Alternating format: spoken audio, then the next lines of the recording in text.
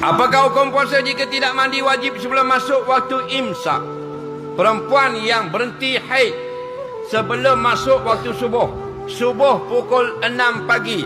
Haidnya berhenti 5:59. Dia pun tak sempat nak mandi. Masuk waktu subuh dulu. Sah puasa. Faham? Syarat sah puasa tidak mesti mandi wajib dulu. Tapi syarat kering darah dulu dari masuk waktu subuh.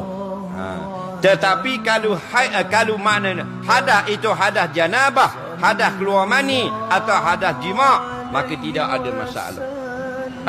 Malamnya bersama suami isteri, dia pun berjanabah, wajib mandi. Wa in kuntum junuban fatahharu, dan jika ada kamu itu junub, suami isteri, maka wajib mandi. Bila wajib mandi? Kerana nak puasa? Kan, kerana nak semayang subuh. Faham? Jadi tak ada masalah. Hadas junub tak merosakkan puasa. Yang merosakkan puasa hadas haid dan nifas. Tengah hari pun kalau keluar mani, tak batal puasa. Lepas semayang zuhur, tok siap malah nak balik, tunggu asar, tertidur dalam masjid, mimpi jumpa bidadari. Faham tak lagi?